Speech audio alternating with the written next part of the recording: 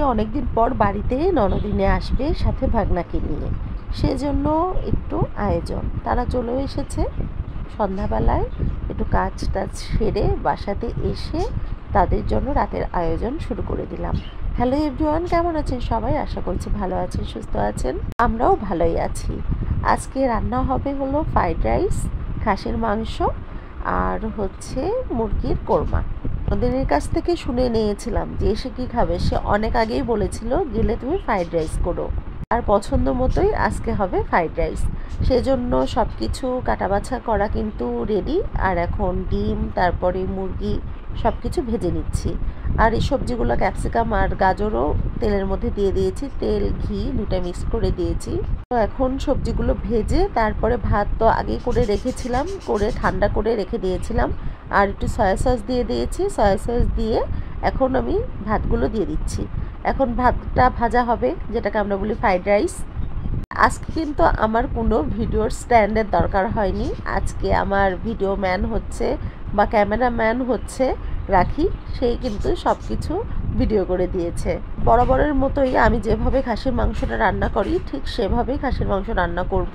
আজকে আগে প্রেশারে সিটি দিয়ে নিয়ে নিই, একবারে কষিয়ে তারপরে প্রেশারে সিটি দিব। আর প্রেশারে সিটি না দিলে নরমও হবে না, সেই জন্য কিন্তু প্রেশারে আমাকে সিটি দিতেই হয়। আলু তো থাকবেই, সেটা ফ্রাইড রাইসের সাথে হোক আর হচ্ছে পোলাওয়ের সাথে হোক। খাসির মাংসে তো আলু দিতেই হবে। আলু, গোটা রসুনও দিয়েছি, দিয়ে প্রেশার কুকারে আমি কিন্তু সিটি দিতে বসিয়ে দিয়েছি। আমার ছেলে আর ভাগনা যেহেতু খাসির মাংস খাবে না ঝাল, সেহেতু রান্না করব হলো চিকেন কোরমা। পেঁয়াজগুলোকে ভেজে নিয়ে ওই পেঁয়াজের ভেতরেই দিয়ে দিব হলো চিকেনগুলোকে ভেজে নিয়ে তারপরে একে একে আমি রসুন বাটা, তারপরে আদা জিরা বাটা এগুলো দিয়ে একে একে কষিয়ে নেব। মশলা কিন্তু একসাথে দিইনি, সব বাটা মশলাগুলো সিঙ্গেল ভাবে আমি দিয়েছি। দিয়ে কষিয়ে নিয়ে তারপরে তো দুধ দিয়ে দিয়েছি।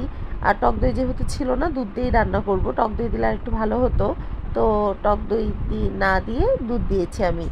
আর একটু গোটা গোলমরিচগুলোকে বেটে গুঁড়ো করে নিয়েছি, নিয়ে গোলমরিচের গুঁড়ো দিয়ে দিয়েছি। আর একটু বেশিক্ষণ ধরে সেদ্ধ করতে হবে। সেদ্ধ করে নরম হয়ে গেলে তারপরে নামিয়ে নেব। নামানোর আগে তো অবশ্যই ঘি আর চিনি দিতে হবে। আমার রান্নাবাড়া একবারে দেখতে দেখতে শেষ হয়ে গিয়েছে। আমরা সবাই মিলে মেঝেতে বসে খাবো। সব কিছু নিয়ে আমরা বসে গিয়েছি, এখন গোল হয়ে বসে থেকে খাবার পালা। সবাই মিলে বসে থেকে খাবার খেতে যে এত ভালো লাগে সেটা বলার কোনো ভাষা থাকে না। যাই হোক, আমি খাবার সবাইকে বেড়ে দিচ্ছি। এখন খাওয়া দাওয়া করে তারপরে ঘুমানোর পালা। তো ভিডিওটি এখানেই শেষ করছি। ভিডিওটি ভালো লাগলে অবশ্যই একটা লাইক করবেন, কমেন্ট করবেন এবং শেয়ার করবেন। তো সবাই ভালো থাকবেন, সুস্থ থাকবেন।